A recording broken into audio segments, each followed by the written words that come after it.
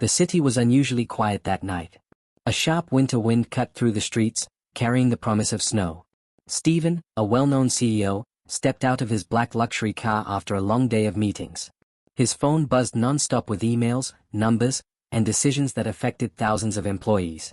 Power, money, and pressure followed him everywhere, yet tonight, he just wanted to go home. As he walked toward the entrance of a high-end building, he noticed a small figure standing near a streetlight. Then another. He slowed down. It was a little boy, no older than 8, holding a tiny baby wrapped in a thin, worn blanket. The boy's hands were red from the cold. The baby whimpered softly, her lips slightly blue. Stephen hesitated. In this city, people learn to look away. He almost did. But then the boy took a step forward. "Sir," his voice shook, barely louder than the wind. "My baby sister is freezing." Stephen stopped. He looked down and truly saw them. Not beggars. Not strangers. Just children, scared, cold, and alone. "Where are your parents?" Stephen asked gently. The boy shook his head. "They're gone. I'm trying to keep her warm, but I can't." The baby cried again, weak and tired. Stephen felt something tighten in his chest, a feeling no boardroom victory had ever given him. Without thinking, he unbuttoned his expensive wool coat. The same coat that cost more than most people's monthly rent. He wrapped it carefully around the baby, shielding her from the biting cold. People walking past slowed down. Some watched. Others whispered. Stephen didn't care. As he knelt beside the boy, one thought echoed in his mind. Walking away tonight would change nothing. But stopping might change everything. What Stephen decided next would alter all of their lives forever. The little boy stared at Stephen in disbelief as the heavy coat wrapped around his baby sister. The warmth made her cries soften into quiet whimpers. The boy tightened his grip on her, as if afraid this kindness might disappear if he blinked. "Thank you, sir," he whispered, his voice still shaking. "I didn't know who else to ask." Stephen glanced around the empty street. The wind howled between tall buildings, and the temperature continued to drop. This was no place for children, especially not a newborn. "How long have you been out here?" Stephen asked softly. "All day," the boy replied. "We tried to stay inside the train station, but they told us to leave." Stephen felt anger rise, but he kept his voice calm. "Have you eaten?" The boy shook his head slowly. "I gave her the last of the milk." Stephen exhaled deeply. He could have handed them money and walked away. Many people would have. But something about the boy's steady determination, protecting his sister at any cost, reminded Stephen of responsibilities far greater than business deals. Passers-by began to slow down. A woman stopped across the street, watching quietly. A man whispered into his phone, glancing back at the children. The moment was drawing attention. Stephen crouched to the boy's eye level. "Listen to me. I want to help you, but I need you to trust me. Okay?" The boy hesitated. His eyes flicked to the dark street behind Stephen, then back to his sister's pale face. "Are you going to take her away from me?" he asked, fear breaking through his brave expression. Stephen's heart clenched. "No," he said firmly. "I promise I won't separate you." The baby shivered again, even inside the coat. Stephen stood up and made a decision. "You both need warmth, food, and safety, tonight," he said. "And I can give you that." The boy swallowed hard. "Where?" Stephen gestured toward his car, parked nearby. "My home." The street fell silent. The boy tightened his hold on his sister, standing frozen, caught between fear and hope. "Have you ever helped a stranger in need? Comment which country and city you're watching from." Stephen waited patiently, knowing that the next choice belonged to the child. And whatever happened next, nothing would ever be the same. The boy didn't move. Stephen could see the battle in his eyes, fear fighting hope, survival battling trust. Every instinct in the child told him not to follow strangers. Yet the baby in his arms let out a weak cry, her tiny body trembling even under the warm coat. Stephen lowered himself again, keeping his voice gentle. "You don't have to decide fast," he said. "But the cold isn't waiting." The wind cut through the street, proving his point. The boy looked down at his sister.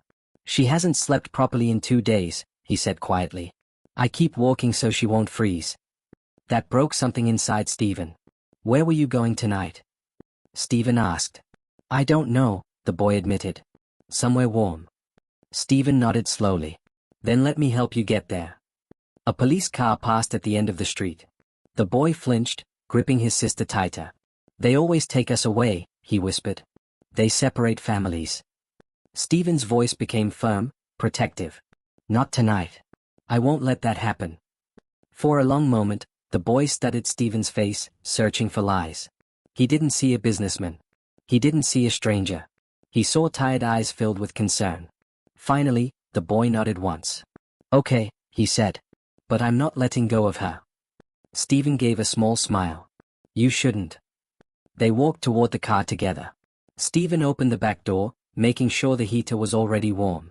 The boy climbed in carefully, still shielding his sister. As Stephen started the engine, the baby's breathing slowly steadied. Her tiny fingers relaxed inside the coat. Stephen glanced at them through the mirror. In all his years of making billion-dollar decisions, this one felt heavier, and more important, than any contract he had ever signed. The city lights blurred past as they drove. Stephen didn't know their names. He didn't know their past. He didn't know what tomorrow would bring. But he knew one thing with absolute certainty. Leaving them on that street would have haunted him forever. If you were in Stephen's place, would you help or walk away? Comment help if you believe kindness matters. Ahead of them, the road stretched into the darkness, carrying them toward a future none of them could yet imagine. Stephen's house stood at the edge of the city, quiet and softly lit, surrounded by tall trees dusted with snow. As the car slowed into the long driveway, the boy pressed his face gently against the window, eyes wide with disbelief. He had never seen a place like this, not in real life. The gates opened slowly, then closed behind them. The boy's grip tightened on his sister. Is this where you live? He asked softly. Stephen nodded. Yes. But tonight, it's just a warm place. That's all that matters. Inside, the house was silent. No echoing laughter. No television noise. Just warmth, the kind that seeped into your bones. The boy shivered as the heat wrapped around him for the first time in days. Stephen removed his shoes and motioned for the boy to follow. You're safe here, he said. No one will hurt you. The boy didn't respond. He simply held his sister closer. Stephen guided them to the living room and gently turned on a lamp. Soft light filled the space, revealing luxury furniture, framed awards, and family photos from years ago, reminders of a life built on success but missing something important. Stephen knelt again. Let's get her warm first. He brought clean blankets and wrapped them carefully around the baby. Her breathing slowed, and her tiny face relaxed for the first time. The boy watched every move, alert and protective. I'll stay awake, he said. In case she needs me. Stephen swallowed hard. You don't have to tonight. The boy shook his head. I always do. Stephen realized then, this child had grown up too fast. As Stephen stepped away to prepare food and warm milk, he paused in the doorway and looked back. The boy sat on the couch, curled protectively around his sister, surrounded by warmth and safety he had never known. For the first time that night, the boy's shoulders relaxed, just slightly. But deep inside Stephen knew. This wasn't just about giving shelter for one night. Some stories don't end when the door closes. They begin there. The soft hum of the heater filled the room as Stephen returned with a tray of warm food and a small bottle of milk. He moved slowly, careful not to startle the children. The boy watched him closely, his body still tense, but his eyes were no longer filled with panic, only exhaustion. Is she really okay? The boy asked quietly. Stephen nodded. She's warming up. You did a good job protecting her. The words hit the boy harder than Stephen expected. His lower lip trembled, but he didn't cry. He simply nodded and looked down at his sister. Stephen set the tray on the table. You should eat. The boy hesitated. She eats first. Stephen smiled gently. Of course. He helped the baby drink the warm milk, holding the bottle carefully while the boy supported her tiny head. Within minutes, her eyes fluttered shut, and she fell into a deep, peaceful sleep. The boy stared at her, stunned. She's never slept like that before. Stephen felt a lump in his throat. Once the baby was settled, the boy finally took a few bites of food. His hands shook slightly, not from fear, but from hunger finally being noticed. My name is Alex, the boy said after a moment. Stephen nodded. I'm Stephen. Alex glanced around the room.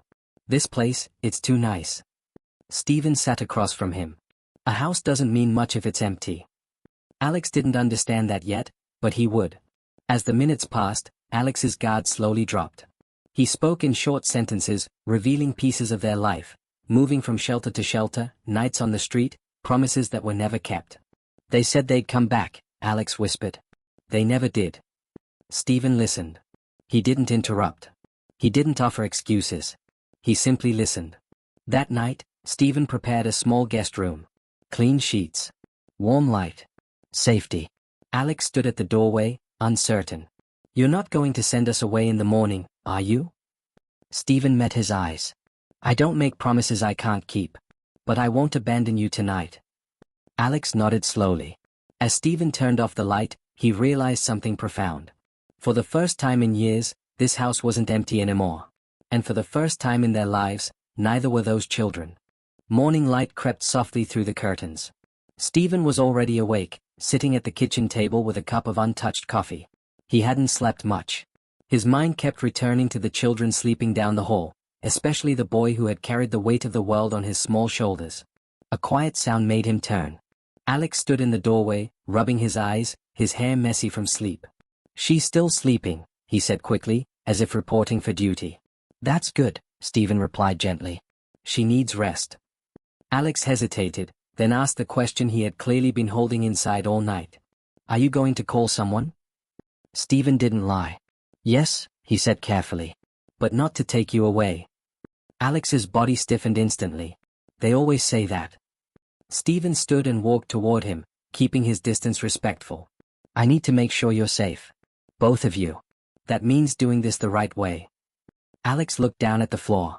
If they separate us, she won't stop crying. Stephen knelt in front of him. I won't let that happen. You have my word. Later that morning, Stephen made a few discreet calls. Not to reporters. Not to lawyers looking for publicity.